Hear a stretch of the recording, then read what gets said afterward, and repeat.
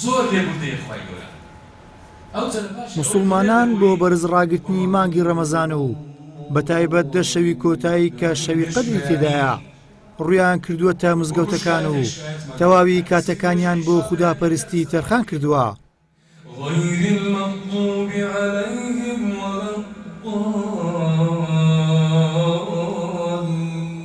لەم چەند شەوی کۆتایی مانگی پیرۆزی ڕەمەزان بەتایبەت شەوی 27 مسلمانان بە نوێژکردن و قورئان خوێندن و زیکر و یادی خوا ئەم شەوە بەرز ڕادەگرن.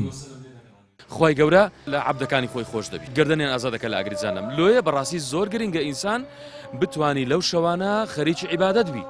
عیبادەتەکانیش حەز دەکەم یعنی تاکید لەسەر ئەوە بکەمەوە، چونکە ئەوەی لە قورئان و لە فەرمودەکانی پێغەمبەری خوا داهاتیە دووشت زۆر تاکیدی لەسەر دەگرێتەوە. قورئان دوعا، خوێندنی قورئان ئەگەر نازانی جێ لێ بگرە، ئەگەر نەدانی شەو دوعا بکە خەریکی دوعاکردن بە. بەڕاستی خێرێکی زۆر گەورەیە. بەڕاستی ئەو دەشەوەی ئاخری مانجی ڕەمەزان زۆر گرینگە کەوا ئینسان لە تاعات و عیبادەت دابیتن، چونکە پێغەمبەر عەلەیهی سەڵات وەسەلام کە تەئکیدی لە دەشەوەکەی ئاخری ڕەمەزان کردەوە لەوەی ئینسان بتوانی لە خوای گەورە نزیک بکەوتەوە زیاتر. گەنجان یەکێک لەو چینە زیندوو دیارن کە بەشداریەکی گەورەیان لە زیندوو ڕاگرتنی شەوی قەدر هەیە و ئەم شەویش بە ڕێژەیەکی بەرچاو لە مزگەوتەکانی شاری هەولێر بەشدارن لە یادکردنەوەی ئەم شەوە پیرۆزە.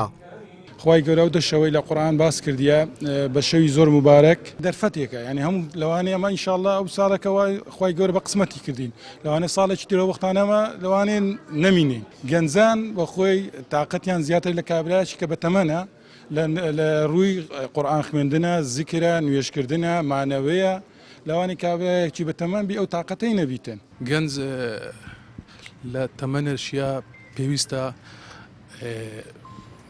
شتە باشەکان لە بۆ خۆی هەر بژێریتن. دینیش یەک لەو شتە باشانەیە، خاستن دینی ئیسلام کە کۆتا دینی مەیە، خاستن ئەو دە ڕۆژەی ئاخری ڕەمەزانیش بەڕاستی نیحمەتەکە خوا لە بۆمەی دانایە لۆ ئەو هەڵێ هەر قۆزینەوە.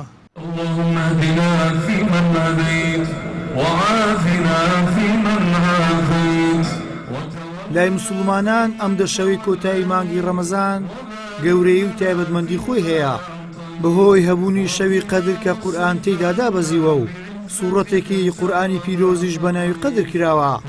لەم شەوەشدا ئەنجامدانی زیکر و شەو نوێژ خێر و چاکە و پاداشتەکەی زیاترە لە 1000 مانگ. گەیلان سابیر کەناڵی پەیام هەولێر.